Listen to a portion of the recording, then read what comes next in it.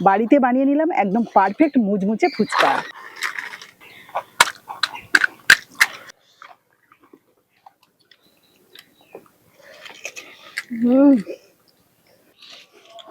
কোনো ফুচকা কিন্তু মিস যায়নি, আর প্রত্যেকটাই একদম মুচমুচে হয়েছে। নমস্কার বন্ধুরা, সাবিত্রী কিচেনে সবাইকে স্বাগত জানিয়ে আজকে আমার রান্নাঘরে চলে এলাম ফুচকা বানাতে। আর ফুচকার নামটা শুনলেই কিন্তু আমাদের প্রত্যেকের জিভে একটু না একটু জল চলে আসে। আর এই ফুচকাটা আমরা কিন্তু রাস্তার ধারে দাঁড়িয়ে খাই, কিন্তু বাড়িতে একদম সহজ পদ্ধতিতে আর কম সময়ের মধ্যে এই ফুচকাটা যদি বানিয়ে রাখা হয়, তবে সেদিনই শুধু খেতে পারবেন না, এটা কিন্তু বেশ কয়েকদিন ধরে রেখেও খেতে পারবেন। যখনই মন চাইবে শুধু আলু মাখা আর টক জলটা বানিয়ে নিলে সহজেই কিন্তু ফুচকা খাওয়া হয়ে যাবে। তাই আজকে কিন্তু একদম সহজ পদ্ধতিতে আর কম সময়ের মধ্যে ফুচকাটা বানিয়ে দেখাবো, আশা করছি আপনাদের ভালো লাগবে। আজকে যে ফুচকাটা বানাবো তার জন্য প্রথমে একটা ডো তৈরি করে নেব। তার জন্য একটা গভীর পাত্রের মধ্যে নিয়ে নিচ্ছি 1 কাপ সুজি। আমি এখানে ছোট দানা যে সুজিটা হয় সেটাই নিয়ে নিয়েছি। আর সুজির অর্ধেকটা পরিমাণে নিয়ে নিয়েছি আটা। আর এখানে কিন্তু আমি গমের আটা নিয়েছি, তবে হ্যাঁ, আপনাদের হাতের কাছে যদি রেশনের আটা থাকে তাহলে কিন্তু খুব ভালো হয় এই ফুচকাটা। আমার হাতের কাছে ছিল না বলে আমি গমের আটাই নিয়েছি। এবার এই দুটো উপকরণকে ভালো করে মিশিয়ে নেব। এবার অল্প অল্প জল দিয়ে একটা শক্ত ডো বানিয়ে নেব।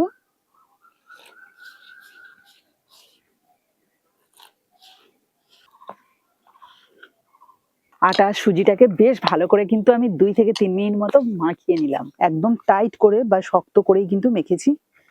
আরো সুজি দেওয়া আছে, এটা কিন্তু আরো শক্ত হয়ে যাবে। তো এরকম শক্ত করেই মাখতে হবে ফুচকার জন্য।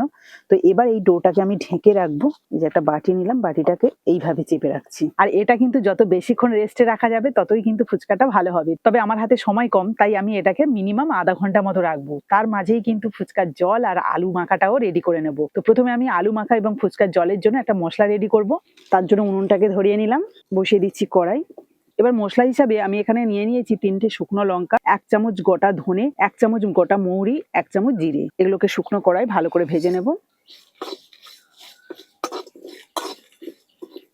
দেখুন, ফুচকাটা যেমন বেশি করে বানিয়ে রাখবেন তেমনই কিন্তু ভাজা মশলাটাও একটু বেশি বানাবেন। ভেজে রাখা ফুচকাগুলো যখনই খাবেন তখনই কিন্তু এই ভাজা মশলাটাও লাগবে টক জল এবং আলু মাখার জন্য। মিডিয়াম আঁচে ভালো করে মশলাটা ভেজে নিলাম। ঠান্ডা হলে গুঁড়ো করে নেব। মশলাটাকে বেশ ভালো করে গুঁড়ো করে নিয়েছি। এবার আমি আলুটা মেখে নেব। তবে এই ফুচকার আলুটা আমি আগে থেকে সিদ্ধ করে নিয়েছি যাতে সময়টা কম লাগে। প্রথমে আমি খোসাগুলোকে ছাড়িয়ে নিচ্ছি।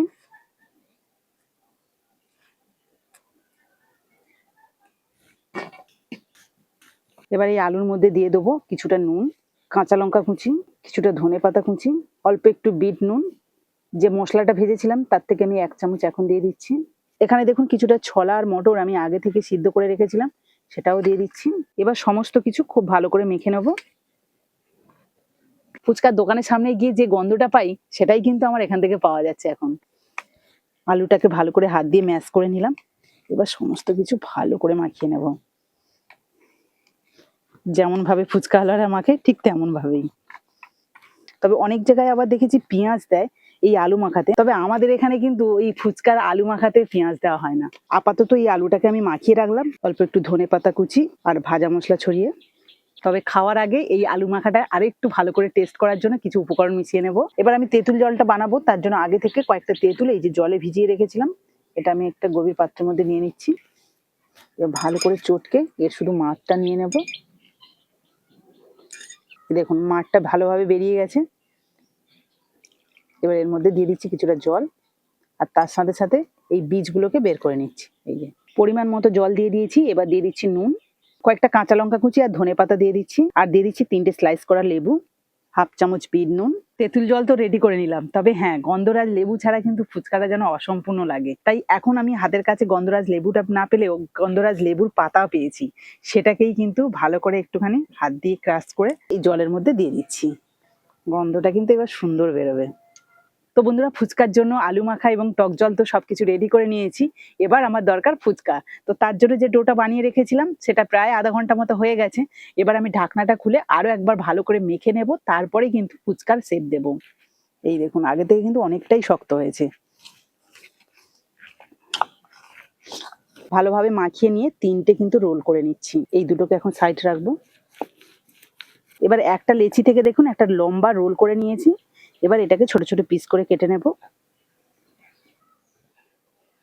এই যে আঙুল দিয়ে চেপে কিন্তু একটু সমান করে নিচ্ছি, ব্যাস। আমি একটা বেলে নিচ্ছি, আর একটুখানি শুকনো আটাও ছড়িয়ে দিয়েছি।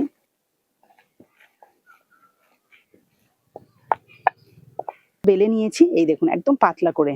আর এগুলোকে বেলার পরে কিন্তু একটু হাওয়াতে রাখতে হয়, তার জন্য আমি এখানে একটা কাপড় বিছিয়ে রেখেছি, তার উপরে রাখছি। ফুচকা বানানো এটাই যা একটু ঝামেলা মনে হবে, তাছাড়া কিন্তু আপনাদের কোনো রকম ঝামেলা হবে না।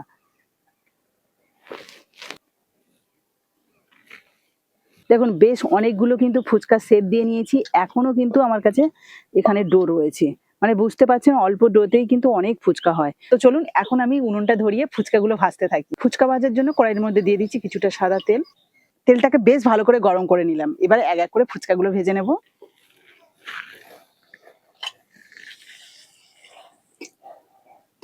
এই দেখুন কি সুন্দর বলের মতো ফুচকাটা ভেসে উঠলো। আপনারা চাইলে একসাথে ৩-৪টেও দিতে পারেন, আমি এক এক করে দিচ্ছি আর এইভাবে ফুলিয়ে নিচ্ছি। প্রত্যেকটাই কিন্তু ফুলে টইটুম্বুর হয়ে গেছে। এবার এগুলোকে উল্টে দেবো।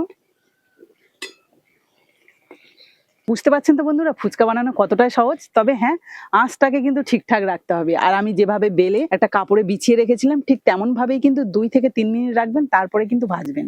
দেখুন তেলের মধ্যে যখন ফুচকাগুলো ছাড়ছিলাম তখন কিন্তু আঁচটাকে খুব হাই ফ্লেমে রেখেছিলাম, এখন কিন্তু অনেকটাই লো করে দিয়েছি, কারণ এই শেষের দিকে একটু ভালো করে ভেজে নিতে হবে, তাহলে কিন্তু খুব মুচমুচে হবে এই ফুচকাগুলো। এখনই কিন্তু মুচমুচে একটা আওয়াজ শোনা যাচ্ছে। তো চলুন ফুচকাগুলো কিন্তু একদম পারফেক্ট ভাবে ভাজা হয়ে গেছে, এবার এগুলোকে তুলে নেব। আবারও কয়েকটা ছাড়বো।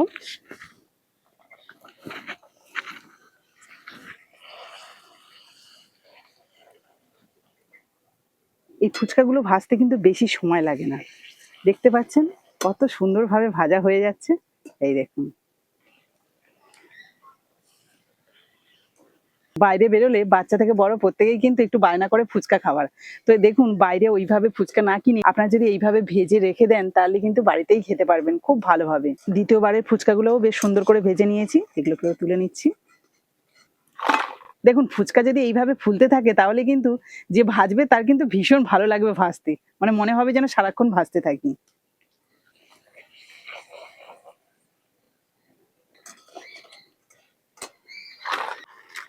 এই দেখুন বন্ধুরা এক গামলা মুচমুচে ফুচকা বানিয়ে নিলাম।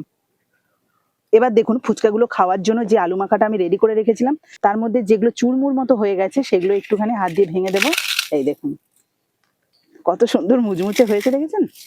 এগুলো একটু ছড়িয়ে দিচ্ছি, অল্প একটু ঝুরি ভাজাও দিয়ে দেবো। তো এই টক জল আমি হাত দিয়ে এইভাবে দিয়ে দিচ্ছি। এই আলু মাখার মধ্যে টক জলটা না দিলে কিন্তু খুব একটা টেস্ট আসবে না। তো এই সমস্ত উপকরণগুলো কিন্তু অবশ্যই দিতে হবে। এবার একটা পাত্রে তুলে নিলাম। এই দেখুন বেশ অনেকটা পরিমাণে কিন্তু আলু মাখা হয়েছে। উপর থেকে আরেকটু ঝুরি ভাজা দিয়ে দিচ্ছি। আর এই আলু মাখাতে যত ধনেপাতা দেবে ততই কিন্তু বেশি ভালো লাগবে খেতে, তাই উপর থেকে আরেকটু ধনেপাতাও ছড়িয়ে দিচ্ছি। গোল গোল ফুলকো ফুলকো মুচমুচে ফুচকা রেডি। এখানে আলু মাখাও রেডি হয়ে গেছে আর রয়েছে টক জল। তো চলুন এবার একটু খেয়ে আপনাদের বলি কেমন হয়েছে। এবার একটু আলু মাখা দিই, এবার এই যে টক জল,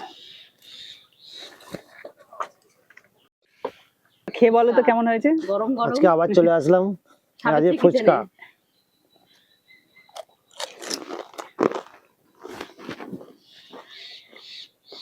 আর বানাবো নাকি বানাবো না? মুচমুচে একদম দোকানের মতো। ভালো লাগবে, খুব টেস্টি হয়েছে। টক জল ঠিক আছে।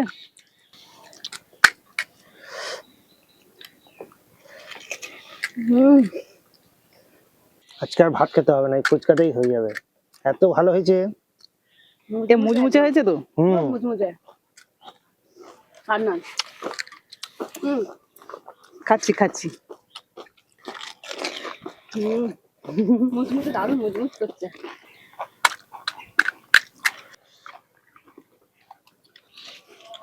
কোনো ফুচকা কিন্তু মিস যায়নি আর প্রত্যেকটাই একদম মুচমুচে হয়েছে। তো বন্ধুরা দেখতে পেলেন কত সহজে আর কম সময়ের মধ্যে এই ফুচকাগুলো বানিয়ে তার সাথে টক জল এবং আলু মাখাটাও তৈরি করলাম। তো আশা পাশে বলো কাস্টমারও আছে, আমরা তো কাস্টমার এসেছি, বসে আছি কাস্টমার ফুচকা খাওয়ার আমরা এরকম আসি সব সময়। আর এই ফুচকাটা কিন্তু একা একা খেতে ভালো লাগে না, কেউ সঙ্গে থাকলে বেশি ভালো লাগে। আমরা যেমন রাস্তার ধারে খাই তখনও কিন্তু সঙ্গে কেউ থাকলে তবেই খাই। তো আজকেরও তো এমনি ওরা এসছে বলে ওদেরকে খাইয়ে আপনাদের দেখালাম যে কেমন হয়েছে, সেটা ওদের মুখে শুনলেন যে ওরা বললো যে কি মুচমুচে হয়েছে। তো মুচমুচে দোকানের থেকেও ভালো হয়েছে। তেলের গন্ধ, দোকানে 4টে খাই, আমি এখানে এসে 8টা খেয়েছি।